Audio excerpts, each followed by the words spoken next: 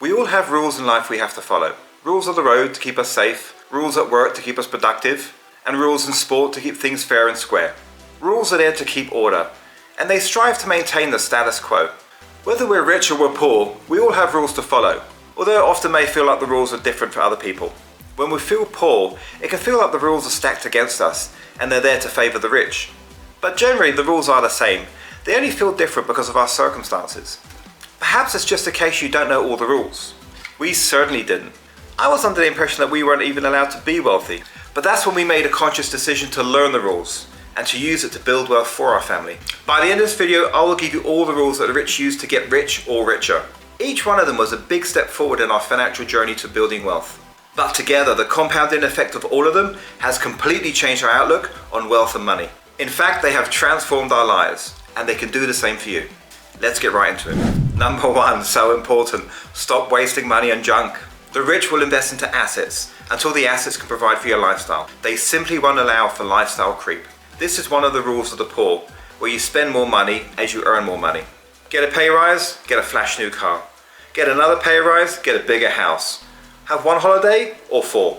Lifestyle creep was the trap that we fell into.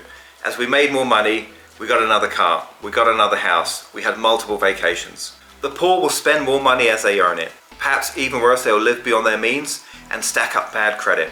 We certainly fell into this trap, and when you're in there, it's not a good feeling. The rich and the rich mindset simply won't fall for it. Rather, they will build up a portfolio of paper and physical assets that will provide an income and pay for their lifestyle. Number two, so important, goal setting. Those that have achieved their goals have had to set them in the first place. How else would they get there? It's just a fact, you can't stumble into your goals. Those that don't set goals will simply flow along, letting circumstance take them to a destination. Often it's not the destination they want to be at, and they wonder how they got there. So as things rise up and try to derail you, and they will, your goals will keep you to stay the course. Having goals, important and key for you, will keep you motivated and help you keep the focus. Your goals may change over time, mine certainly have, and some goals you may never achieve. As you get closer, they may evolve into even bigger goals. But we keep a firm focus so the daily grind won't sway us down the wrong path. Number three, long-term positive mindset. This is key to building wealth in any asset class. Allow your asset to grow and compound over time, and don't let short-term challenges bring them down. The poor have a short-term mindset, often living paycheck to paycheck. The rich will plan their success in stages, over the course of a year, 2 to 5 years, 10 years, and even beyond. They know the magic of compound interest over time will help them achieve their goals. It's a long-term mindset that we have to master and put into practice. Because of the nature of long-term mindset, we help this with mentors and like-minded people within our network. There's nothing like getting encouragement from people on the same path of you, and also from people that have achieved their goals and beyond. If you're finding some value from today's video, subscribe below. Together, we can make building wealth simplified.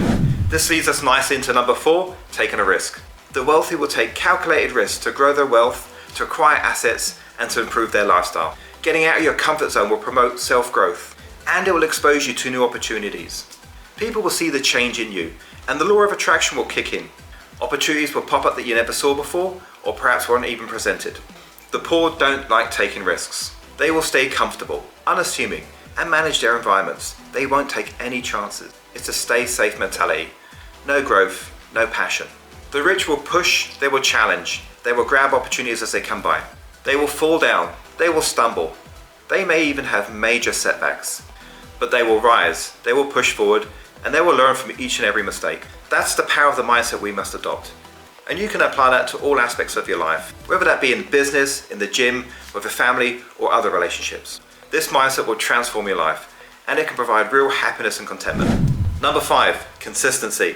We have got to be consistent with our efforts. We need to have a strategy or a goal and have consistency to see it to the successful conclusion.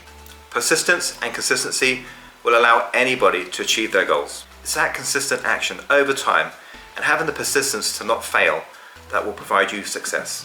Quite simply, it's impossible to fail having such an ethic. Poor people will remain poor as their efforts too are consistent. Unfortunately, they're consistent in all the wrong ways. Not taking risks, not taking action, not being persistent with action-oriented goals, not planning for the future, not having a positive mindset, the list goes on. Poor people are only consistent with their poor mindset. They start and stop, they get distracted, they change direction. It's a strategy doomed to failure and not one that a rich mindset will have. Consistency and persistent action is the only way forward. Number 6, self-improvement.